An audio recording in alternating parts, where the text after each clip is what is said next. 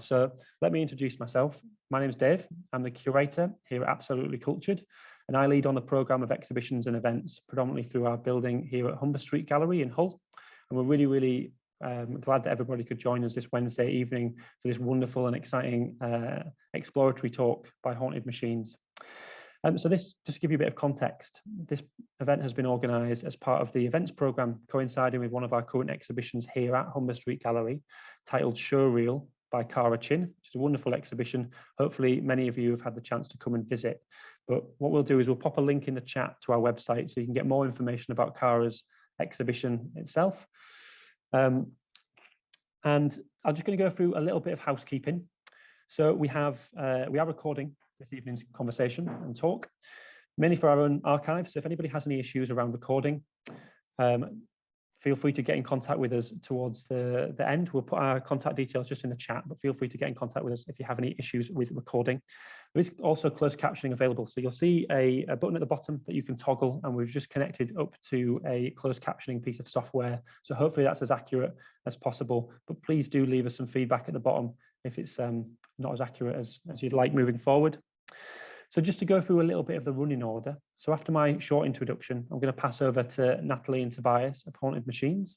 They're going to be talking for around kind of 45, 50 minutes. Then we're going to have a short comfort break for about 5 minutes before we all reconvene. And then we're going to go through a Q&A, which is going to be a few questions posed from the chat, but also questions posed from myself and Cara.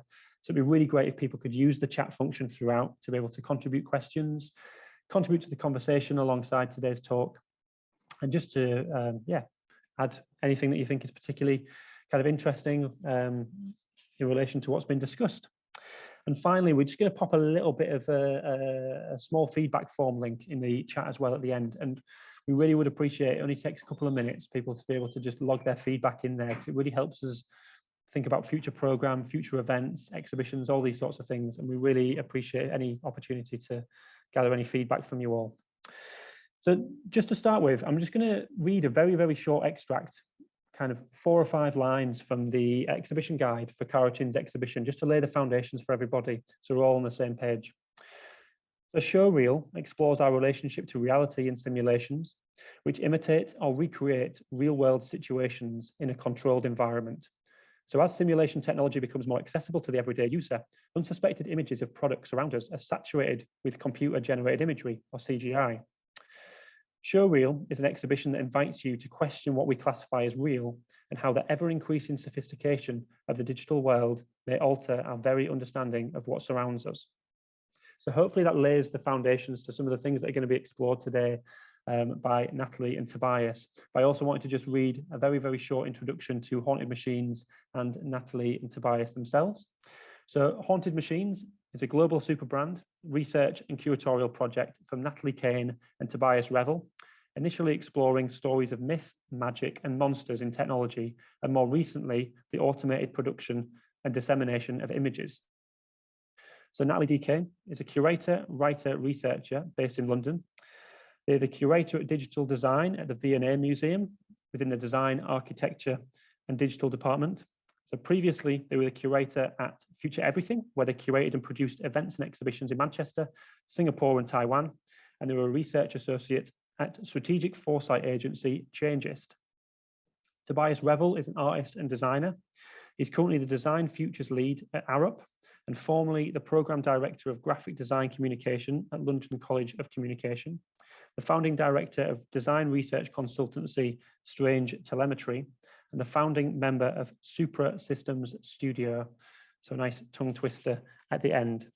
So that's enough from me. Without further ado, I'm going to pass you over to Natalie and Tobias.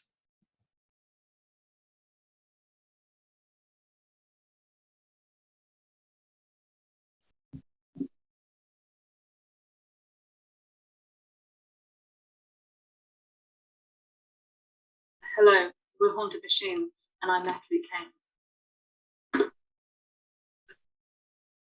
And I'm Tobias Revell. In this talk, we're going to be exploring simulation in computer graphics and computer vision. Crucially, we want to think about what is chosen to be simulated and why, and what this says about our values as a society.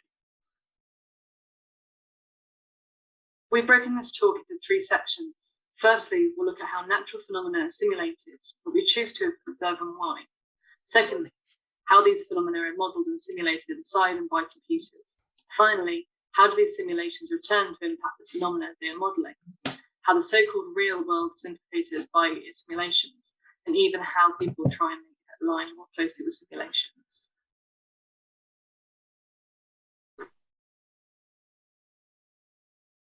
When we say natural phenomena, we mean everything from hair to skin to cities and streets, to the planet and the climate, to stars and black holes. Basically, the history of people attempting to compute nature. This idea of observation, followed by modelling, followed by change, is talked about by a lot of different writers and theorists, including James C. Scott in reference to the state, and Karen Norsatina in reference to physical scientists. But we're going to focus on everyday examples where we can. Humans have always recorded and modelled phenomena. We can see this in censuses, map making, accountancy, and law, practices present in almost all early civilizations. With the advent of digital computing in the 20th century, this tendency accelerated, based on the belief that the incredible power of computation with new image making and production techniques made anything computable.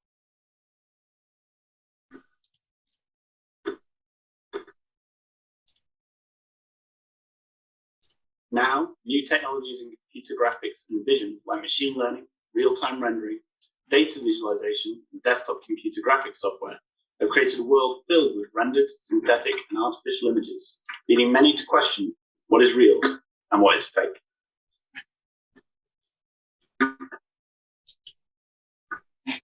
Turn on my video and come in. Sorry, folks, had a bit of a technical error there. Hi, I'm the fake real Tobias. I'm the real fake Natalie Kane. So we're going to talk a little bit about some of the context around Kara's work and our own research into sort of computer graphics and the cultural and critical histories and presents and futures of it. Looking particularly at this idea of the data that's used and the sources of information that are used to go into simulations, and then the ways in which things are simulated, and then finally the impact that has on our world. So an interesting example of this in practice is, for instance, in Earth modeling. In 2020, Microsoft released Flight Simulator, the latest iteration of Flight Simulator, which is a remarkable technical achievement, because what it did for the first time is it used live data from the web to build the world in which you flew around. So rather than being preloaded with the data for different cities and landscapes and weather phenomena and things like that, Microsoft used all the data it had from Bing to stream it straight into the flight simulator itself. And this was great, obviously, because it meant that suddenly the experience was much richer. You had much more opportunity to explore brand new places. It was, literally like an interactive version of Microsoft, what do they call it? Bing satellite view. The problem is they had to make decisions about what was worth simulating and what wasn't. So they had lots of data on meteorology and landscape and topology and things like that. But what would have been really heavy is if they had to stream in all the visual textures of the satellite view. So basically the images that are used to construct, Google Street View is the equivalent. That's a really heavy amount of data to stream in and would probably slow down the player experience. So instead of that, what they used is sort of generative processes. So they had set packs of sort of the sides of buildings and things like that they would then stream in. And the effect of that is that this is how Buckingham Palace was rendered on first release, as a sort of generic block of offices that you might find somewhere on the outskirts of London, because the computer had the geographical data and it had the sort of building data and the 3D data, but the image data is then generated at the user's side. What this meant was that people obviously were a little dissatisfied, and they started doing things like replacing the low quality models and data that was coming from Microsoft with stuff from Google Earth. But even then, although Google Earth was supplying them with better data, even then the stuff they're getting from Google Earth has some sort of aesthetic prejudices that have already been built into it as that data has been captured. So, for example, we've all seen things like, bridges that are amusingly flattened and trees that look like big blobs of mush, because the systems that are used to retopologize the sort of photographic data can't quite interpret it. But even more than that, there are aesthetic choices made about what is the preferred image of a certain place or the preferred style of a certain place. Lara Chapman described this in Springtime Everywhere. She said that the default images shown on Google Earth, for example, are not necessarily the most recent ones. Google Earth filters its representation of our planet, digitally nipping and tucking unpleasant weather patterns, harsher seasons, and the nighttime hours to render Earth as budding, healthy, and predominantly green. And there are good technical reasons for that. It's no good putting an image plate out of a space that's completely covered in cloud. You wouldn't be able to see anything. The other thing about springtime light is that because it tends to be white and it tends to be quite unidirectional and strong, you get a very clear image from springtime light, unlike summer light where it tends to be yellower and hazier, and obviously winter is pretty gray and muted. So you don't get very good clarity and depth of contrast in the images when you're trying to feed them into a computer to reconstruct stuff. So you end up with this perpetual springtime, this evergreen stuff. And she talks in that article quite interestingly about, do you show wildfires or do you leave the forests untouched when you update the photographs and things like that?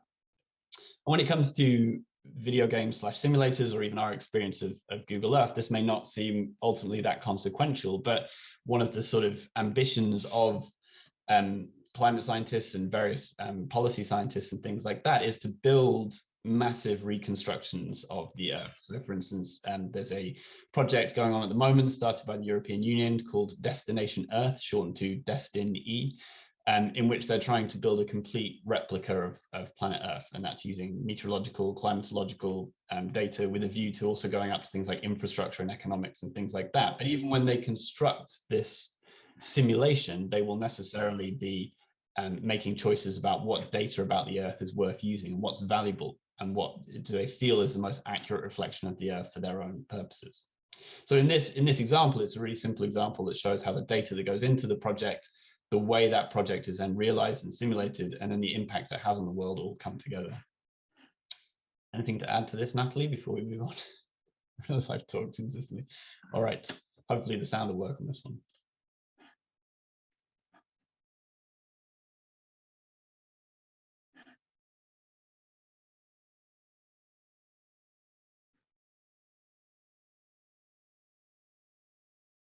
In choosing what to capture in rendering natural phenomena, we are driven partly by technical necessity, limited memory, computing power and energy, and partly by aesthetic decisions.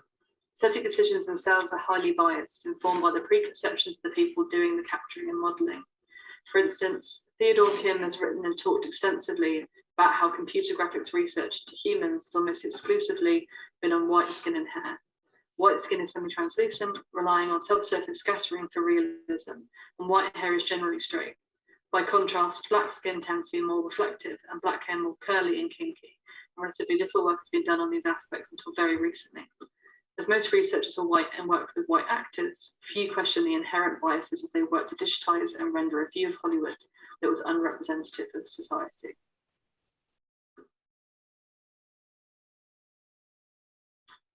More contemporaneously, in machine learning, computers are fed vast amounts of training data to teach them about something. For example, if you're teaching a computer to be able to recognize a cup, you might feed it training data of thousands of images of cups so that it might be able to recognize future cups. However, even something as simple as this will be highly regional and time specific. When is a cup not a glass, or a decanter, or a bottle? So then think of how problematic this might be when classifying people. The input data, what we're trying to simulate, is just as important as the way in which it is simulated.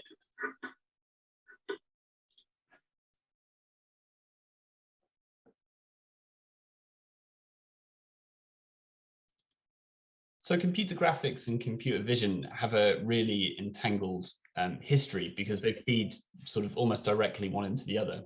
Not only is the data that's gathered through computer vision used to produce computer graphics, but also the way that we visualize computer vision is really interesting. So for instance, this was a YouTube video released by Mobileye, who developed the software for Tesla's first autopilot.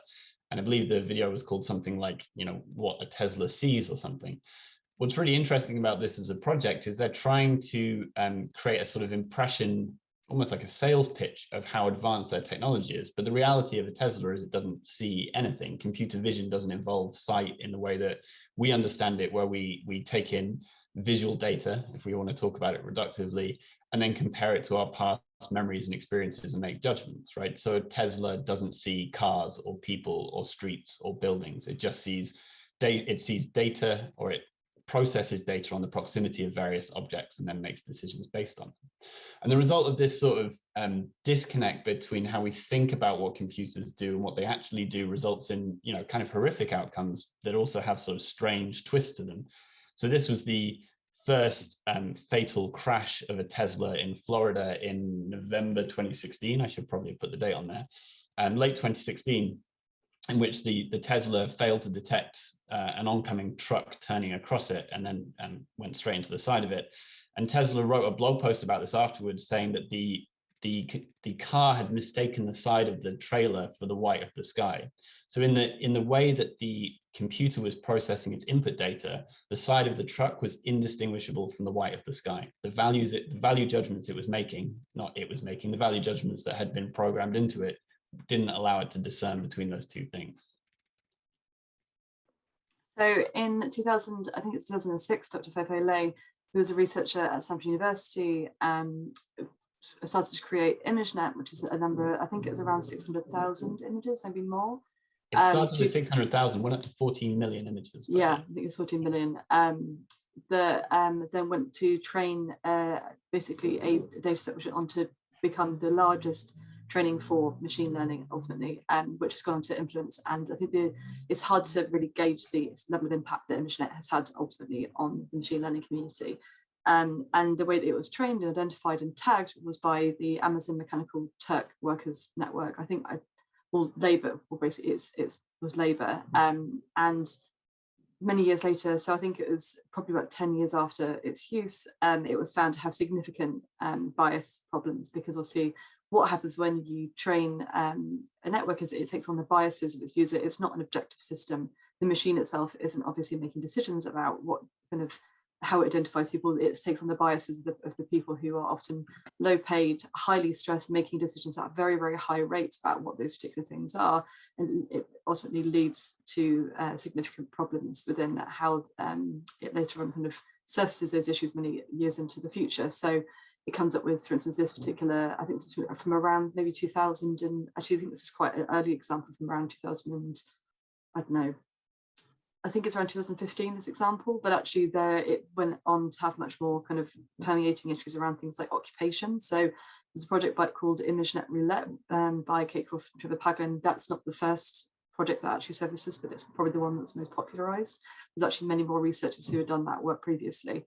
But it had, for instance, classified, this is the most kind of insidious that had been surfaced. So for instance, tagging Black people as gorillas, but also there's a much more permeating issue around how it identified, for instance, Black people as just Black people, but had, or as actually much more racially insensitive names, but also given white people occupations, and so that they were, for instance, that they were doctors and nurses, they were doctors and psychologists and that kind of thing, but had given people from other racial groups these other different type of classifiers. Now the problem with this particular way that this data it will ultimately be used, and the way it is being used is in things like crime and law enforcement, particularly when ImageNet and other machine learning sets like this are being used in things like the way that facial recognition databases are being trained, or which is where the most permeating things like facial recognition data.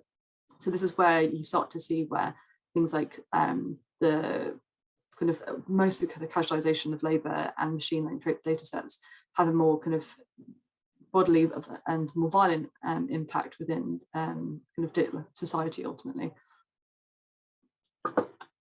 The next kind of idea of how, it's the main sort of issue around, again, this idea of how you try to categorize people and try to get an idea mostly around standardization is with the CAESAR database, which is a civil American and European surface anthropometry resource. It's a big sort of mouthful, which in 1998 was a survey of 2,500 Americans to try and create a 3D database of people for use in things like aeronautics, and a number of different places where you would have the use for ultimately a human body. Now, this was a big survey of what they saw as ultimately the American kind of person. Now, what the criticisms of this were is it's taking a big assumption about what a human body is. It's very reminiscent of like Le Corbusier's kind of homogeneous person. and didn't take into account that obviously that beyond there being the idea of different body shapes they understood, the idea of what a human body is was not accounted for. So for instance, the idea of a disabled body or bodies which weren't people of a certain type were not accounted for within this database. And it led to obviously the certain kind of economic accountabilities weren't acknowledged within this. And this has gone on to inform the way that many things, many systems were designed, but also kind of computationally generated environments have been designed and assumed for. Yes, CSER became the default database of human bodies for use in a lot of anthropometric cases. So everything from the design of furniture to aeroplane cockpits, the layout of fire escapes and things like that. This became the bodies that were used in simulation, but someone's already made a choice about what a normal, in quotation marks, body is, in the same way that when people are tagging ImageNet data for use in machine learning, they are making subjective decisions about what they're seeing that then influence the machines that build our simulations.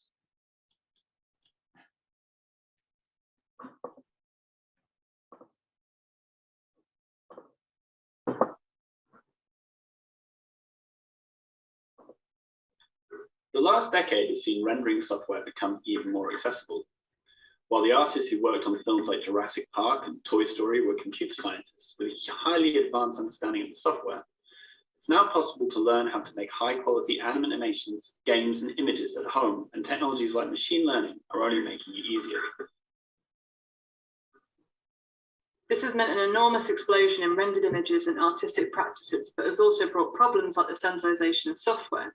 We increasingly see the same materials, styles, and aesthetics used and reused. In the increasing realism of CGI lies a chance for deception and exploitation through, for instance, so-called deepfakes.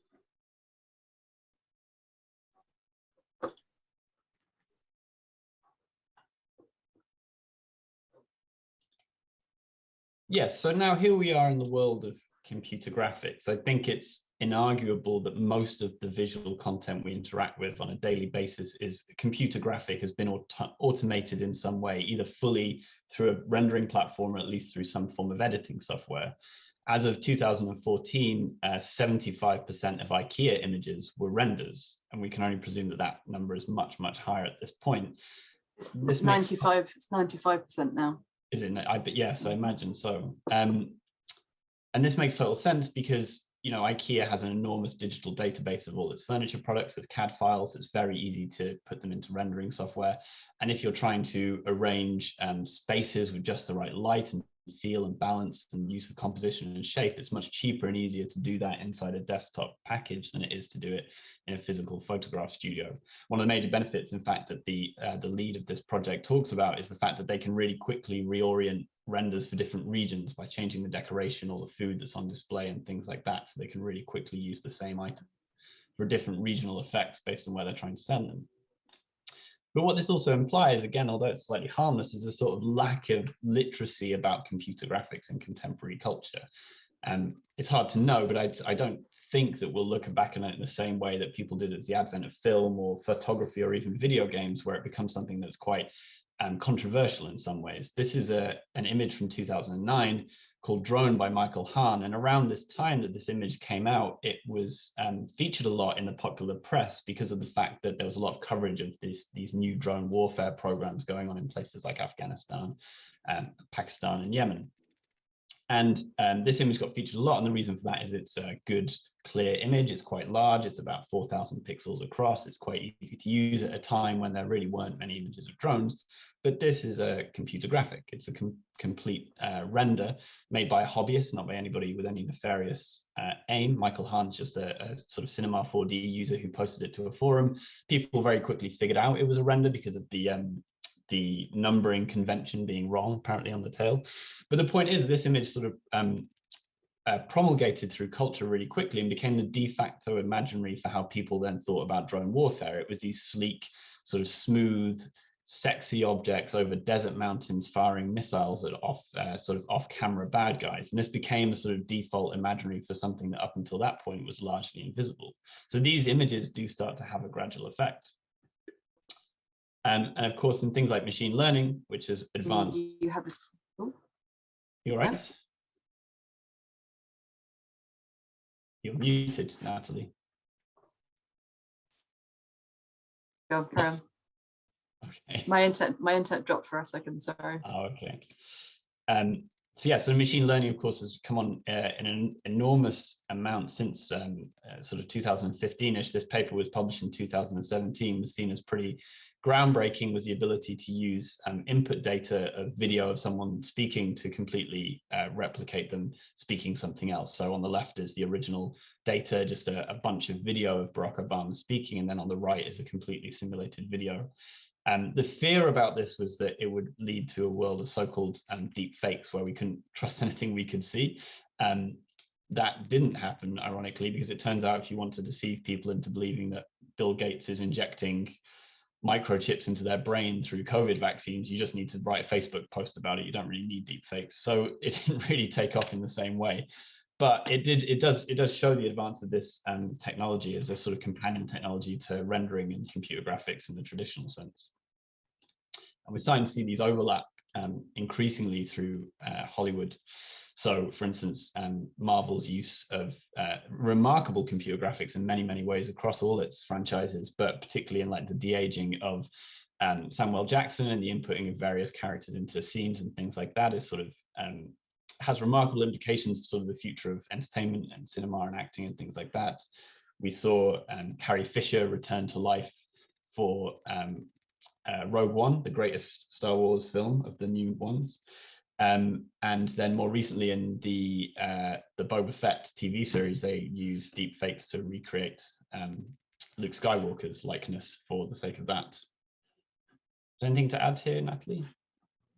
No, I just mentioned, I think the thing I'd only mention is that idea that it obviously has implications around the sort of idea of future rights, and the idea like there are some implications around kind of there are databases of image for which there are no negotiations around this stuff, particularly around to do with the kind of estates and things. And also we have some actors that are still around, and the idea of the kind of the image and what we do with that now, there are responsibilities. The only thing that I've mentioned kind of perhaps around the drone image is more around the rate of proliferation of this, plus media literacy means that we do have to kind of think more specifically about how we verify and think about information images. And this is kind of that plus the deep fakes means that there is these two kind of concurrent narratives that are running between how we understand and identify images and how the speed of information is happening. But that's the only thing that I'd probably think about this. But yeah, and there's a very real example actually here when it comes to Hollywood, which was Philip Seymour Hoffman, who he was very unwell at the time of the last film he made before he died, which the name of which escapes me. Perhaps someone can remember in the chat. And the production studio insisted that he have a complete 3D body scan before he be signed on for the film, because they were really worried that he would pass away as he did before the completion. So this was a real example where having your body captured as data, as a recognizable brand as Philip Seymour Hoffman was really important for them. I don't know if it was one of the DJ films, I can't remember. Yeah, and there are certain actors who won't sign that contract and who won't, and they'll say, I don't want this to happen to me. When I die, I die. And like, obviously this becomes just this idea of it becoming the same way that people prefer to do their own stunts. But like, but there's this idea of these kind of artifacts that will continue to exist. I mean, someone just put in, oh, it's a Hunger Games film. Well, that's what I thought. I thought it was one of the Mockingjay parts. Yeah. But someone mentioned about Albert Einstein being used now in adverts, and the idea that like they've now got to the point where they can recreate anyone for any reason. Audrey Hepburn's child or children tried to sue Cadbury for using her likeness, and it turned out they had no right to it. So that was a twist. Yeah. Sorry. I mean, the flip side of this, of course, is now the creation of fully digital humans on the other side of this. Yeah. So we now have this kind of slightly odd. I'm sure many of you have seen the kind of rise of these digital humans. I mean, obviously, they're more prolific in the kind of fashion and influencer space. So Little Michaela was created in 2016 by a group or kind of influencer group called Brad, which is made up. It's a massive multi-dollar marketing company. Yeah, they like to see that kind of like these kind of two agents, which is kind of essentially she was created with this initial narrative of her being this kind of like young kind of or post-millennial kind of on this. Oh, there's someone who's not muted themselves. Sorry. Thank you. But it's basically this person who was created, and she's fully kind of synthetic, and she initially didn't know that she was synthetic, and she was very much kind of this kind of young woman who was kind of living life as you do. And then she suddenly realized that she was a robot, and she was very aware of her own artificiality. But she's been created ultimately to kind of sell products. And the kind of slightly unnerving part about it is that she's been created by this agency in the studio along this particular profile of a sort of vaguely sort of non-gender kind of like non-gender specific, non-racially kind of specific character profile. And as Rob Horning kind of pointed out in an essay that was written kind of very closely to her release, she's been created so that basically that she could be put into ad campaigns and be put in kind of to replace models and POC models who don't need to kind of have any agency over their own representation. And there's many other examples of this have arisen. So Shudu is another model who was touted as the first kind of black artificially generated supermodel, but she has been designed by a white guy. And there's a lot of very problematic things that have been negated somewhat because of the conversation around how good the render is and how good the technologies around this are. And you start to see this kind of a novelty in some ways around the kind of computational kind of almost like aims and perfection around these models, because they get better and better and better, and the software packages get better.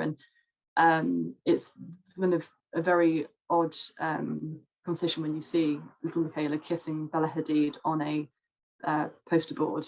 I think it was in Times Square? That was a very, very prominent position. Maybe it's in Madison Square Gardens, and the kind of conversations around LGBTQ Q+ kind of representation when it's someone who doesn't ultimately exist but is behind a big kind of campaign.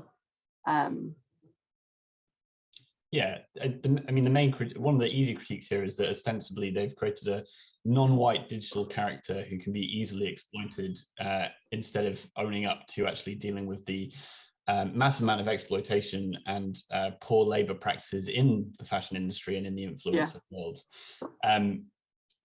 The interesting thing, I suppose, for me about Lil Michaela is that she's not the first digital avatar we've ever had. We had Hatsune Miku and the gorillas and stuff like that, but unlike those where we are as an audience, we are in a knowing relationship that really Hatsune Miku is some clever synthesizing software and Get Gorillas is Damon Albarn and co. Michaela D'Souza really never owns up until quite late to being synthetic. She ostensibly performs the role of always being a real person, which is somewhat sinister because it's Brud, and Brud will always sort of dodge that question if you ever read interviews with them where they say, aren't you sort of just, ultimately you say you're doing something clever, but really what you're doing is making $25 million a year in marketing off a rendering platform. And there's something quite sinister there, and there's something quite sinister about what it says to young women in particular, I think, as well, when the aspiration is towards a completely synthetic character as opposed to anyone who is capable of real life experience in some way or another. I have and can go on about Lil Michaela for a long time. So going back to cinema briefly, Unreal 5 has had a remarkable impact in the last few years, although it hasn't probably been released, on the capability of computer graphics. This, for those who saw The Mandalorian or Boba Fett, in which this was also used, was a remarkable technical innovation of basically a massive LED wraparound screen that goes around the set. So instead of a green screen background where someone in post-production would then render in the sort of world or the planet or the city or wherever they are, it's all done on an LED back screen. This was set up by Epic Games, who we know from Fortnite fame. Fortnite. The major benefit of this is that it cuts out a whole bit of the production cycle. It actually makes production significantly cheaper on a film because you don't need to worry about making sure the lighting's correct. You don't need to worry about making sure the camera positions are all properly done. You don't need to worry about doing a bunch of different render passes. You can do it all live in camera, capture it all on film and make it look real. And they use a virtual camera to get the parallax effect right. But even this is a remarkable technical achievement, comes with severe limitations because LEDs although they are very bright, can't replicate true daylight brightness, for example. They can't replicate pure sunlight. They're just not powerful enough to do it, and it looks all washed out and wrong. So in all these scenes in The Mandalorian where this was used, which I'm not undermining The Mandalorian, it was an amazing piece of TV, everything's sort of dark and moody, or inside or under cover or in shade or whatever it is, because there really isn't a good way of replicating bright light. So the artistic decisions that the creators made are influenced by the technical restrictions they had. This is a great example of computer graphics and science working together. This was Gargantua, which was the black hole rendered for Interstellar. I put 2012 question marks. I don't know exactly when the rendering was done, but I think that was when Interstellar was released.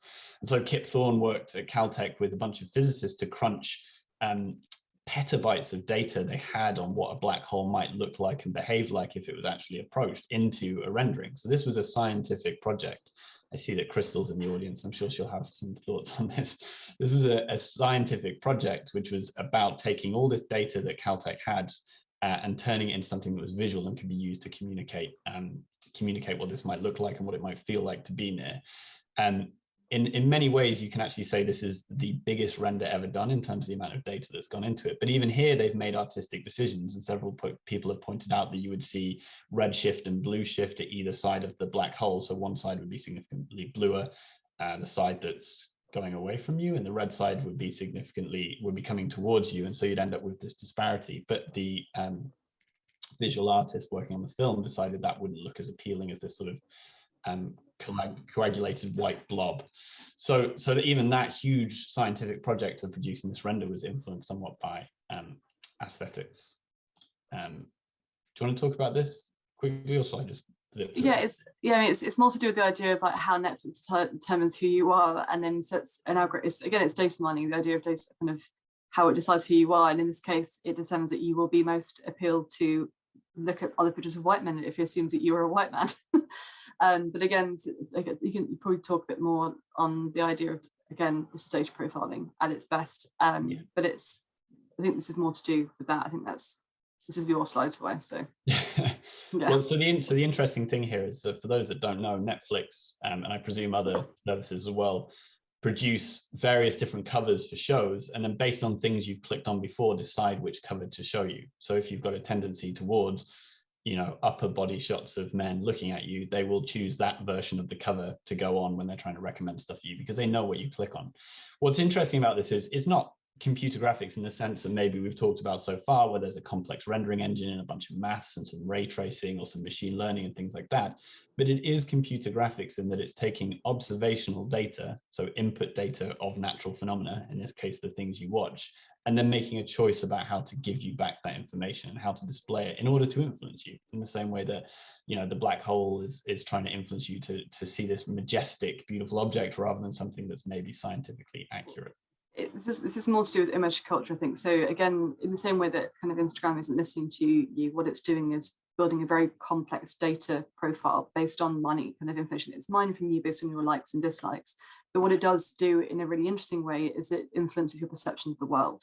And it goes on to kind of create a recursive kind of profile, kind of almost like visual culture perspective of how you view and understand and see the world. Because what happens is that you will then go on to potentially be influenced to click on more things, more pictures and things of images of white men into it. And it creates this kind of almost like content loop in some ways of how you understand and see culture. And that kind of creates this almost problematic closed loop situation, this flattening of culture in some ways and flattening of your influence, which I think becomes quite problematic because they've kind of created this almost like image kind of curve for you. I hate to say it's not bell curve, that's not what it is, but it creates something for you which you can't really escape out of, and that's the problem in that way. I'm conscious of time, so so we'll speak. This does kind of go on somewhat to the next slide in some ways, and the idea of how problematic when you use the same softwares and use the same particular things, it kind of creates this problem that with a much grander scale, which is the city and your ideas of the city. So Crystal CG is they're a company which based, I think they're in London, Beijing. Is that right, Tobias? Yeah, they're a Chinese company. They have offices all over the world. Yeah. But their job is to ultimately kind of serve you and create a vision of the city for you. And what like you deploy them to create animation and rendering to create the building of your dreams. That is a very simplified term talking about what they do, but they create a bit like aesthetics and images of buildings pre-rendered before they're built. And what they do is that, but they use a very particular and similar set of softwares, which then creates a very specific and similar aesthetics, which when you see them kind of constantly pumped out and created by the same company, it creates this vision of the future, which is very homogeneous and very flat and very similar. And what you start to see is it kind of wills this future into the world in some ways, that just creates this vision, which is just, there's no variety, there's no messiness, there's no ability for us to be able to kind of think of anything else, because it's being controlled by the specific softwares and visions of this particular, both by the technology and the software itself, because they've chosen the kind of the parameters and the presets and the plugins that have been set by those technologies, but also by the company and their particular kind of preferences that they've chosen. Do you want anything to add at all, Tobias? Well, what Crystal CG are is at the pinnacle of industrialized computer graphic image production. Yeah. They're a massive organization that employ thousands and thousands of visual artists who are recent graduates to take CAD drawings and elevation plans and things like that from architects and developers all over the world and create these beautiful images. And as with any industrial process, you cut corners to make it faster. Yeah. So they reuse textures, they reuse materials, they reuse assets like trees and things like that. The other thing they have is experience of what people like, what works. So yeah. These images are all from a similar distance or angle or certain lighting condition. Again, we have this sort of perpetual springtime in many of the images. And so you end up with this thing called what Bernard Stiegler calls industrialized memory, right? The mass production of these images because someone's found the best way for it to work, the most efficient way for it to work in order to make as much money as possible off doing this process. Crystal, who is here, in the chat, has documented some parts of this in her study that she's been doing since 2013, Development Aesthetics, which is documenting sort of city hoardings when she travels. And you can see in these images this real similarity.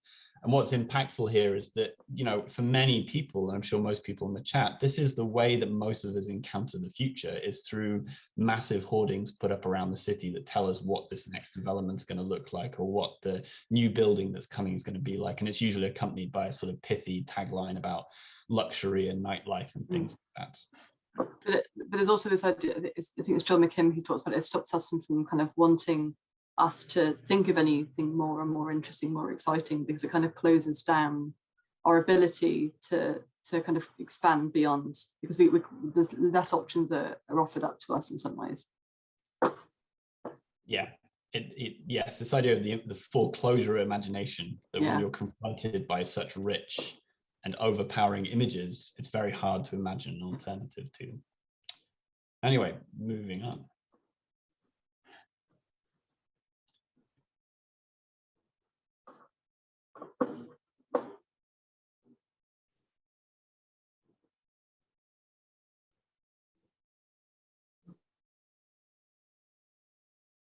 Often, without us realizing, synthetic images and computer graphics influence the way we conceive of the world. Being surrounded with renders of the future city starts to build in our imagination an image of what the city might look like. But we have little control or authorship over that vision, simply being rendered into someone else's imagination.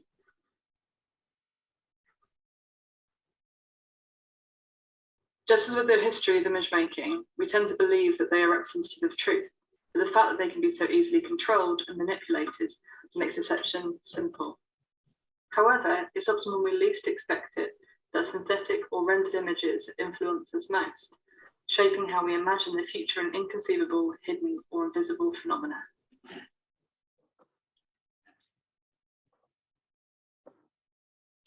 So to return very briefly to black holes, this is Tobias's favorite thing in the world, is talking about pictures of black holes. Not my favorite thing in the world, it's top 3. This is the only existing image of a black hole that we have taken from observation, and that was done through a massive project called the Event Horizon Telescope, of which there's an excellent documentary about it. What's really interesting about this is the process that that the scientists working on this project had to go through in order to avoid being influenced by either each other or what else they were seeing out in the world. No one had ever seen a black hole before, and it was very important that they had no they were not influenced in any way by any preconceptions as they were producing this render, because things like the interstellar black hole and various other things would have the impact of sort of shaping the imagination, that idea of foreclosing the imagination a little bit and going into it. I was going to talk about this a bit more, but I'm conscious of time. I would just advise everybody to watch the black hole documentary that's on Netflix, where they go into this in quite a bit more depth. I'll start talking about this, Natalie, and then maybe you can pick it up. So this is so Simone C. Nickel. We commissioned some essays a few years ago about computer graphics, and Simone C. Nickel, who's an incredible artist, wrote about the renderings that were produced for the prosecution and defense of George Zimmerman in the case of the shooting of Trayvon Martin. In both cases, the prosecution and defense used data from a performer wearing a motion capture suit to recreate a render that they then showed to the jury when they were making their case. And Nickel points out the differences in the aesthetics that were chosen. So in the case of the defense, the scene was very dark and moody and low lit, and there seemed to be like wind that was blowing the grass around. The camera stays very low, which makes the character of Trayvon Martin seem quite sinister. Whereas for the prosecution, they took a sort of more, in quotation marks, objective view, trying to present things with a little less stylistic influence. But this is quite a direct example of the way that the software that we use to produce renderings and the decisions that are made about what makes an effective rendering or an effective synthetic image can directly affect the pursuit of justice. Yeah, no, again, this is something that's very much come into the idea of how we apply and use data and also kind of computation in the pursuit of justice in particular. I mean, this is a very famous and I think I would really encourage you all to read this article from ProPublica and these investigators. And this is a particularly important case in which it showed how the application of and collection of data has gone on to, again. Uh-oh.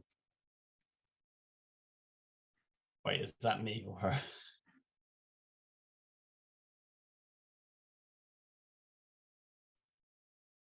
I think it's Natalie, Tobias. Maybe you should pick up. I will pick it up then. Thank you, David. Yeah, so this is the case of how predictive policing systems that are built on machine learning data, some of the data we talked about earlier in ImageNet, are highly influenced because that data is incredibly biased. So in this case, you can see a convict who's a white man and a convict who's a black man. The white man with much more significant offences being judged by the predictive policing system to be at lower risk, while the black gentleman is predicted at being a much higher risk. These things from this data to us aren't inherently true, but one of the impacts of feeding in decades and decades of frankly racist data into machine learning systems that then simulate crime and simulate and the impacts is that when they come to rendering judgment, and I'm intentionally choosing these words here, when they come to rendering judgment, they're inflected with the same biases that went into the data in the first place. And this is another really great example. Again, this is something I talk about a lot, particularly with design students. The influence of computer graphics, which comes through cinema. So Minority Report from 2001, Steven Spielberg's science fiction film. It's a pretty good film. It's not too bad. But one of the really interesting things about it is the remarkable influence it's had over culture. So one of the things the film does is it shows us lots of near future technologies, what at the time were near future, and I'd still consider near future. So things like augmented reality, facial recognition, autonomous vehicles, there's a bunch of other things in there as well. But Alex McDowell was the production designer on it, and he made a bunch of really clever decisions about making them feel and look really realistic. He wanted us to be able to imagine that we were interacting with these technologies ourselves, to the point where these artifacts and these objects continue to hold a massive control over like the popular imaginary of technology. And lots of people have meant this actually, that we can't really seem to find our way outside of thinking about technology from Minority Report as a sort of high watermark of the imagination in some ways, even though actually, Minority Report was a massive dystopia. Not sure if Natalie's back yet, because she actually worked on this project, so she'd be better to talk about it, but I'll do it. It's fine for the sake of time. So Triple Chaser from Forensic Architecture. This, I'm sure everyone here knows who Forensic Architecture are. They use lots of crowdsourced and open source techniques to collate data regarding war crimes and human rights abuses in various war-torn parts of the world. And in Triple Chaser, it was the case of a weapon that was being illegally used in the West Bank in Gaza. I believe it's a type of smoke grenade, but I could be wrong. Again, Natalie worked on this project a bit. Of course, the Israeli Defense Force was denying that they were using it. But there was lots of data to suggest they were. So one of the things that forensic architecture wanted to do was they wanted to track the use of this weapon in footage that they were getting from the West Bank. So cell phone footage, security camera footage and things like that. Stuff where the quality of the image maybe wasn't good enough to be able to spot these weapons in use. So they managed to get people to send them hundreds and hundreds of photographs of the canisters. And they're made by a company that I think sponsored like the Whitney anyway. Someone in the chat will probably know the full story here. To take lots and lots of pictures of the canisters, from which they built simple 3D models. So using photogrammetry techniques to construct 3D models of these canisters, and then basically throw these canisters into physics simulations. So run these canisters firing over and over again and falling in different ways and breaking apart in different ways, and then feed that data into a machine learning system that could then learn to spot them being used in the real life. So it would learn the way they fall and break and fall apart and look like when they're rusty or new or broken or whatever it is. And it's an incredible use of something that we've talked about a little bit, which is called synthetic data. So in other words, the data that was rendered from the crowdsourced images was completely made up, right? There was no, that no one had millions and millions of gigabytes, not millions and millions, gigabytes and gigabytes of data of simulating the effect of this grenade. So forensic architecture had to build that database in order to then train a machine learning system to then spot it in footage so they can then take it as evidence to various criminal prosecutions. Hi, Natalie, I just explained your project. Sorry about that. Zoom crashed. What was the company that made these grenades? Safariland. So yeah, so it was Safariland who made it. They were sponsoring the Whitney or something, weren't they? There was a controversy. It was one of the board members, the executive board members, who was one of the main board members of the Whitney Biennial. Cool. Anyway, we're rapidly reaching the end. This is our last slide. So, obviously, the metaverse is Facebook's big pivot away from human rights abuses and into a new world. And the easy, I don't want to talk about this for ages because we're still sort of seeing the way this is instantiated. There's Facebook's metaverses and Nvidia's omniverse, which is probably even slightly more likely to take off just because of Nvidia's massive investment in computer graphics full stop and its presence in the industry as a piece of hardware. But the idea here essentially is to build this fantasy world where you escape regulation. I mean, that if we're being quite cynical about it, the purpose of this is that where you can't perform certain actions or do certain types of financial transactions or make certain sorts of economic decisions, we might be able to do them in the metaverse where the rules are yet to be established or are to be established by the first person to build it, hence the rush to construct it. To my mind, this is the worst possible use of computer graphics, where computer graphics have this incredible opportunity to open up the imagination and bring in new ideas and be used for things like, gathering data to help people and simulate evidence that can be used in really meaningful ways. With the metaverse, we just see it being used to sort of live up to one man's overexcited ego. And that's the end of our little spiel. That's just about on time. Natalie, you gone again? Are you there? Well, maybe she's got on the early break, Tobias. Maybe that's it. I mean, I think she's really struggling with internet. I think she's back. Wonderful. I mean, this has been incredible. It feels like a series of mind-blowing kind of examples. I'm just going to allow everybody to kind of have a 5-minute break. Perfect timing by both of you, by the way. So if everybody reconvenes at 5 past, we're currently about 1 minute to 7. So 7:05, if everybody reconvenes, and we're going to invite Cara into the conversation. We're going to have a bit of a chat. I mean, there's already a really, really fruitful conversation happening in the chat as well. So in the break, if you want to, feel free to contribute in the chat, and we'll pick up as much of that conversation as possible on the other side of this 5 minutes. So we'll meet back at 7:05. Wonderful. So we've reached 5 past. We'll just wait to see. Here we go. Natalie's here. Is Cara in the vicinity? Here we go. Perfect. Hello, I'm here. So for everybody, this is Cara Chin, the fantastic artist behind the exhibition we've currently got on at Humber Street Gallery, Showreel. As I say, this event's been programmed in response and in conversation with Showreel. So we've got about 25 minutes now, and I know there's a really active conversation kind of happening around education and a few different things in the chat, but I wanted to just pass the kind of the proverbial microphone essentially over to Cara to see if there's any kind of things that you wanted to ask to begin with before we open it out to questions that are appearing from participants. Yeah, I'll try and keep it sort of short and sweet, because yeah, I can see there's a lot going on in the chat. But thanks so much, both of you, for doing that. It was really great and really interesting. I'm kind of tempted to just ask you to talk about Lil Michaela for a bit, because I follow her and I'm just kind of like simultaneously horrified and also really intrigued by the whole sort of narrative of that. But anyway, maybe that's like for another time. I was going to ask, I always find it really interesting when you talk about kind of how, kind of maybe up until this point, or maybe not until right now, but how kind of CGI and how we sort of view the future through CGI has been based around like large companies and sort of like you were saying, like architectural rendering companies who kind of build all this stuff. And I wondered if you have any thoughts on maybe how that changes as that software becomes more and more ubiquitous. Because I was kind of like, I was thinking about this a lot over lockdown, where suddenly everyone's using Blender, everyone's using these softwares. And I wonder if you have any thoughts on how that changes as it's sort of like opened up to the masses almost.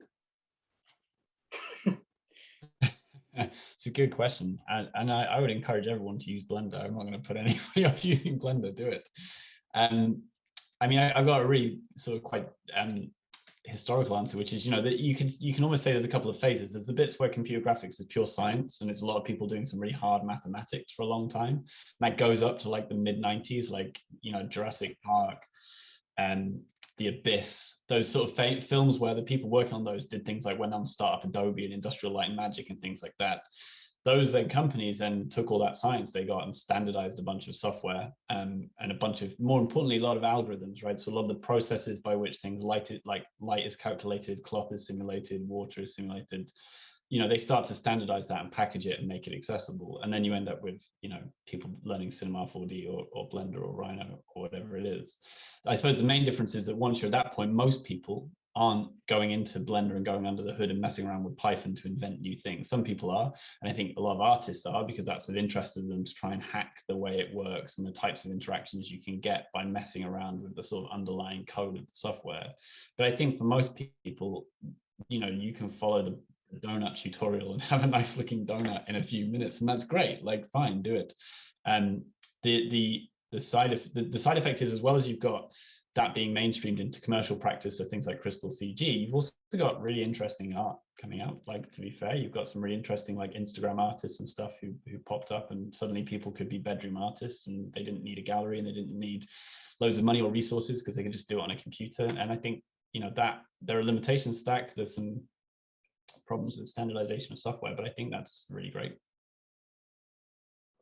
Yeah, I think it's interesting, the idea of like, there's always been the idea of accessibility of tools, and there should be we should be pro the accessibility of tools, right? There should be the ability that you should, like, the fact is, as Tobias said previously, these things were extremely expensive, or you have to have like wild skills to do them. I mean, I think the interesting thing is more when there's that kind of that problem we mentioned about, like, when you look at things like Crystal CG, when you have lots of people trying to replicate kind of each other and try and get a level of sort of standardization, which creates a standard of expectation, I guess, within certain industries or in certain kind of arenas, where, for instance, everyone's like, oh, I want it to look like this because this is what the standard is, or it's what excellence is seen as, or it's what a certain point of, like, especially when it comes to things like those architectural kind of things like those hoardings, where it's like everyone knows what they think a future block of flats in Elephant Castle is supposed to look like, right? And they're like, oh, this is what we want things to look like.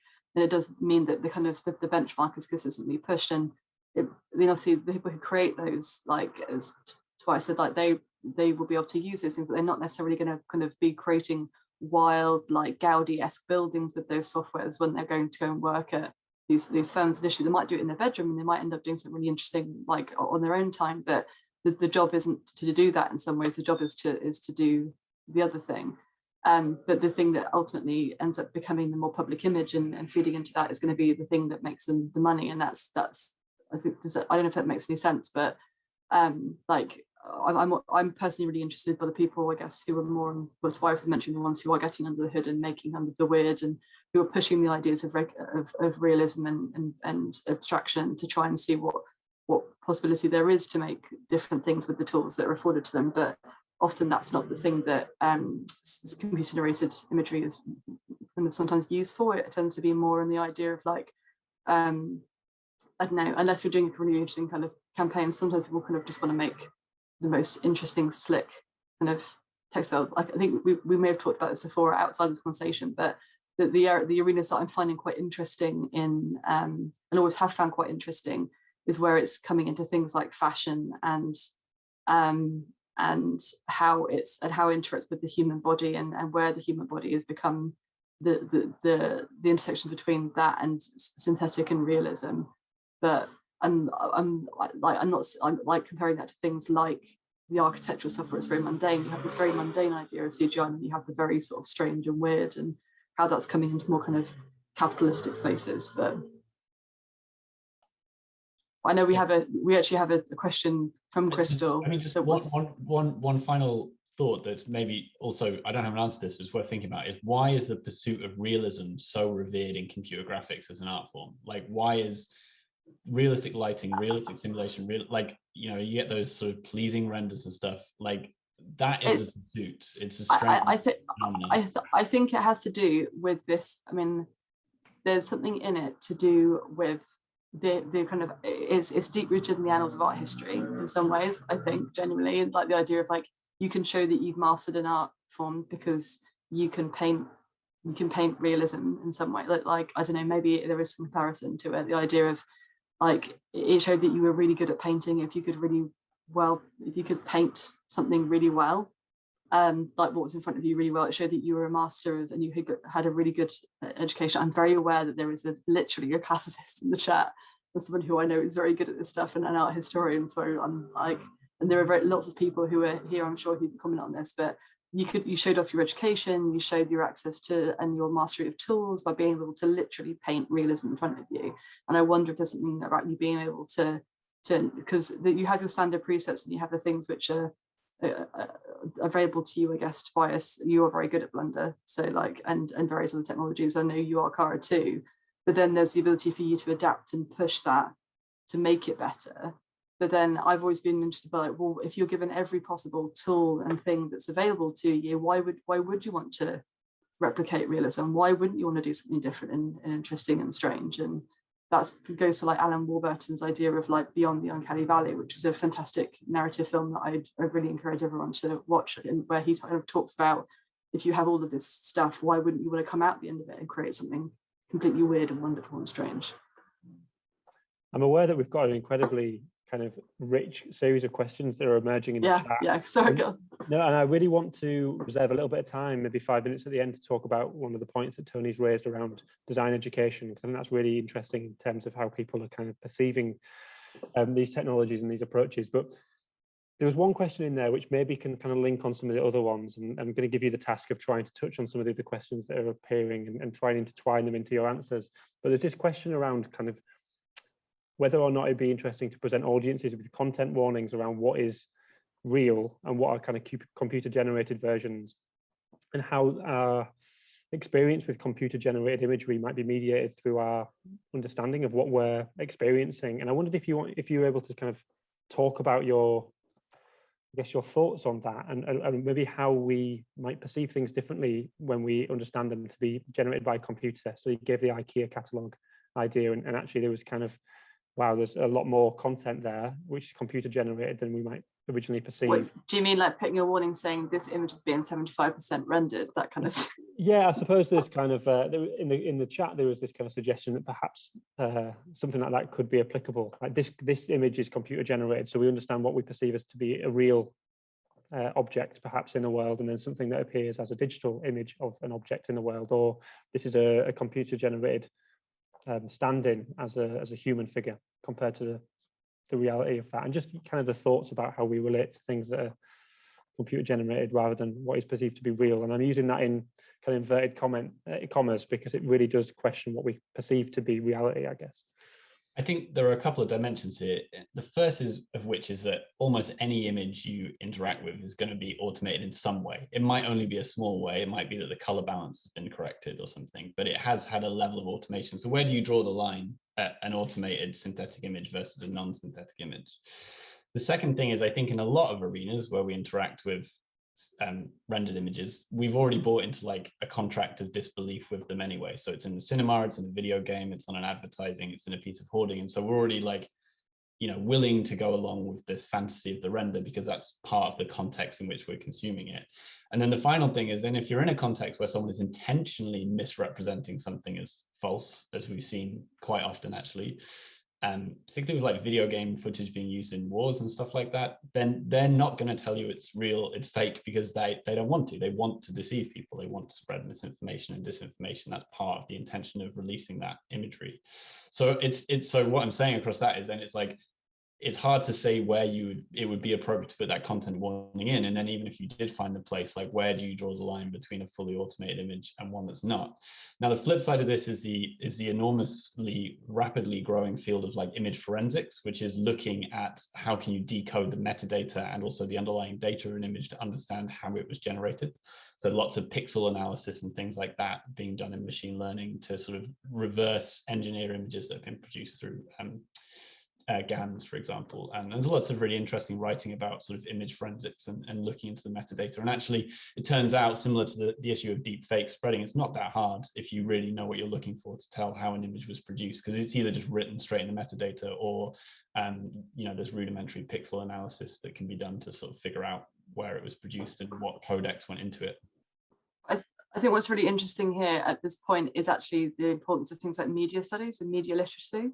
It's like, as Tobias said, like there's nothing you can really do around the fact that you couldn't tell something has been manipulated, because that's a history of photography, it's a history of journalism, it's a history of like anything. Like the fact is that a photo is taken, you're immediately providing an interlocutor or a mediator. Like the minute that like that is the history of photography is that ultimately.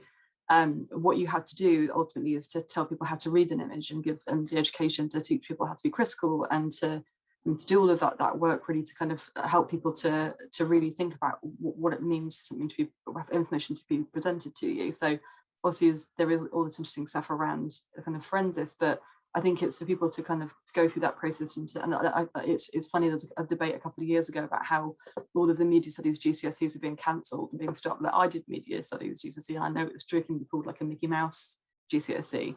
But like I learned like an enormous amount from being able to do that work. And I think that even it being embedded within most education, the ability for you to like to know what information is and what it means, I think is crucially important. So I think that's a really interesting segue, thinking about like literacy and education in terms of reading images, but also I think maybe perhaps relating back to Tony's point in the chat about education within the kind of design environment. So I know that Tony mentioned around how kind of historically coming design often been taught through the kind of medium of print, but thinking about the rapid change in the way that we deem kind of design in its broadest sense now. And I'm kind of interested in knowing a little bit more about your relationships with, I guess, education around design, and whether or not how much is kind of you've experienced with kind of formal education in the design approach that you take, but also how much is self-led, and also what your perceptions are about what design education could be or should be in relation to some of the things that you've discussed today. It's kind of a big question. I have absolutely no design education, but I spend a lot of time in design spaces. But I let Tobias go because he is overqualified in design. So Tony's a former colleague of mine, so we did work together on this stuff, so we know a little bit. I mean, for one, Natalie and I ran a bunch of work on this stuff with students at my old workplace at university, so we did start to introduce this. You know, any good design education is going to present its tools critically, whether it's letter pressing and bookbinding, or whether it's using computer graphics and machine learning. Knowing what the limitations and prescriptions of those tools are that have created the sort of canon of work that exists around them is part of being a really good design practitioner. So it's the same, if as an educator, a sort of former educator, I suppose now, but like if I was preparing a curriculum, no matter what the media being used, it doesn't matter, as long as you're able at some point in there to put in, let's have a critical conversation about the history of these tools, what they've been used for, who benefits from their use versus who's excluded from their use. You're already introducing that literacy into your design practitioner, and it doesn't matter really what they choose to make. They can make films or sculptures or prints or whatever it is, as long as you're having that conversation with them as an educator. Yeah, I mean, I come more from sort of like the history and narrative and kind of dissemination of information, and how, again, very much like Tobias was saying, is like how, like who is impacted, how do you understand how this could be kind of read, and as Tobias, I think the knowing what the impact of your design is going to be and what the ethical implications of those things are going to be, I think is really interesting, because often I think with I'm saying what kind of who your audiences are, but also I think just thinking beyond an expanded notion of even just think kind of, I don't know, I'm creating a tool, but it might have implications much further down the line, and expanding your notion of audiences and users, I think is really important. But if you think about the fact that I might be training a data set here, but actually it might be used in lots of different circumstances that would be on my control. I think it's just kind of ultimately working out with like lots of different people and lots of different circumstances. But we've done quite a few things with students now. We also do in different circumstances and formats. It's not just within the classroom. So we did like a conference, and we sent them a brief to kind of create ultimately kind of a set of kind of working prototypes and projects that they had to bring to a live audience, and they had to do it in public with them and experiment. So we try to do it in a bunch of different places and make them talk to people, which is quite fun. I think it's interesting thinking about what stage in the kind of educational timeline some of these forms of education could kind of come in, because usually they come in at a university level or something like that, but actually intersecting them quite early on in the development of kind of, I don't know, digital literacy would be really interesting. I'm aware that there's some really fantastic kind of conversations that are happening in the chat, and perhaps there's also an opportunity to send through some questions afterwards to be able to get in contact with Tobias and Natalie through Haunted Machines. There's a kind of contact page on their website. I've got a question which is maybe like a difficult kind of binary kind of question, but I'm kind of interested to know what your thoughts are, which is around some of the technologies you've been talking about. There is a cynical approach, but there's also potentially an optimistic approach. And I'm kind of interested to know about both of your positions being so embedded in kind of research around these technologies, whether you kind of automatically assume a optimistic or kind of pessimistic position or cynical position, or how do you kind of differentiate between how you position yourself, I suppose, around these emergent technologies, because they're kind of on a knife edge, some of them, it seems. I mean, I had to go first. Apart from crypto, there's almost no technology that doesn't have a good side. Like there's some benefit and some sort of emancipatory potential in them. I think the thing I was saying earlier about like bedroom artists is important. One of the things that being able to use and control computer graphics does is it gives you a form of expression and imagination. So it gives people a way to visualize and talk about new worlds. I just shared in the chat the work of an artist called Jeremy Kamal, for instance, who visualizes like an alternative future of geoengineering, but done from the perspective of like grime music and black culture. So it brings in a completely new imaginary into the canon of Elon Musk and all the others who are talking about these gigantic sort of colonial geoengineering projects all over the place. So that's the really exciting imaginative sort of potential of it. And I think, there is a version of sort of avatarism, as some people are calling it. It's this ability to be able to adopt and morph and change identity and structure really easily that computer graphics and this idea of decentralization might enable, which is really genuinely exciting. Like it liberates us a little bit from our earthly bounds, and I think that's a really important and interesting thing. And I'm sure also that the technology will continue to move on astronomically. It'll be really interesting to see what the metaverse actually instantiates itself as once the marketing has sort of died down and people realize the technology isn't yet there. There's a real massive problem with the interfaces, for example. This assumption that everyone's just going to whack a VR headset on their head and suddenly enter this fancy world is flawed for many, many reasons. So, what that actually starts to look like when we're starting to have this really exciting and rich imaginary world interact with us on a daily basis is really cool. And so I balance it that way. I think there is a genuine thing. That's why I practice it, because I think the imaginative potential of it is so intriguing and rich. I mean, I'm a lot more cautious than Tobias is. I think you could probably tell by some of the projects that I tend to be more drawn, I think, because obviously we work together a lot, but like I'm a lot more interested, I guess, in the way that kind of the history of technology has led us to get to the technology that we have, and how the data has kind of fundamentally disadvantaged a lot of people, and how we can potentially, there is an opportunity for us to build better, but because of who tends to be the winners and has historically been the winners, it has meant that certain things get through the gates first. And I hope the better, and I hope that and there are lots of projects in which there are people, and I'm really encouraged to see that there are projects where people are doing really interesting stuff to ensure that technology perhaps looks and is more representative and more interesting. And this is why I'm really encouraged. This, when I mention stuff around like CGI, why would you want to just like replicate? This is why I would recommend kind of looking at Theodore Kim's work, for instance, around looking at the developments and things like skin surface textures and that kind of thing, is because of the history around why for many years we had issues, just the very basic issues like rendering black skin and black hair textures, is because we spent 25 years prioritizing white people. But the fact there are so many interesting artists and people who are doing really cool projects to try and address that balance. But it's just like, that's because people are doing cool stuff now. And this is why I'm more interested in those projects where people are doing really interesting, weird stuff with it, rather than trying to like replicate kind of more homogenous practices. But I'm cautious, because like I really love cool games, and I really love cool projects, and I want technology to be cool. Sometimes it sucks, and it often sucks because it's historically sucked. So yeah, I think that's why I want it to be cool, but sometimes it sucks. It's probably my position. That's a nice tagline to have. Maybe the balance between optimism and pessimism between both of you is a really nice kind of interplay. This has been wonderful. I'm really aware of time, and as I say, there's been an amazing kind of chat happening that we've unfortunately not been able to kind of address during this evening's presentation and questions and answers.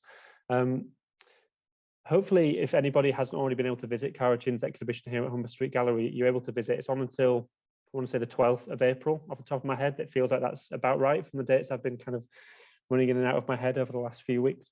There's more information on our website about that, but it's been a huge pleasure to have both of yourselves, Natalie and Tobias, speaking this evening. It's been wonderful. Can I also thank Cara for inviting us, and also for putting loads of amazing work in to produce our meta-human avatar, set us up and teach me a little bit of Unreal so I could navigate it. It was really great. We got to do a little project together. It was really fun over the weekend. Yeah, thanks guys, that's nice. Yeah, thank you so much. The meta home events are so weird. Like if you ever want to like go through, like me and Tobias are sat there just like tweaking the parameters and trying to figure out how to use them, and it's like they're such a weird project. So but thank you, and you should all go and see if you're near Hull. If you just go and travel to Hull, if you can get on the train or something. Cara's exhibition is like, and looks amazing. You should go and see it. Cara's rad. So you'll be able to see the real link between the presentation content and the exhibition, I think, if you really do come. Hull's not that far away, honestly. I'm here all the time as well, so you can let us know if you want to have a guided tour of the exhibition. But thank you again. It's been a real pleasure, and also a kind of dry but really useful thing. If you do get the opportunity to fill in that evaluation form, it'd be a massive help for us. Any kind of feedback really helps us with future programming.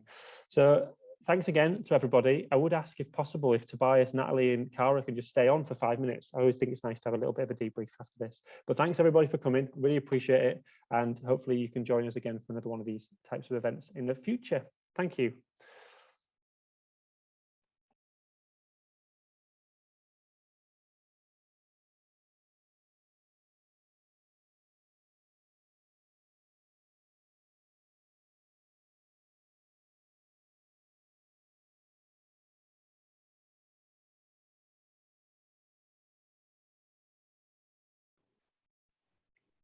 This is quite a funny, like long, slow countdown, huh? always that process where you just kind of, it's different to having a talk in real life where you kind of talk to people as everybody leaves the venue, you know, everybody's still in the kind of Zoom room. It's all right, it'll just be a few people left in a second.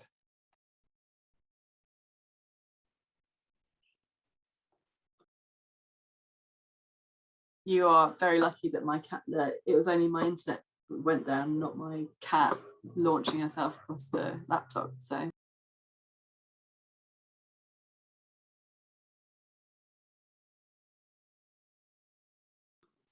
my flatmate's just got a new puppy, and it did actually come in kind of halfway through and was sort of like sniffing around, and my flatmate had to come and like drag it back out of the room again. So sort of similar pet themed problems over here as well.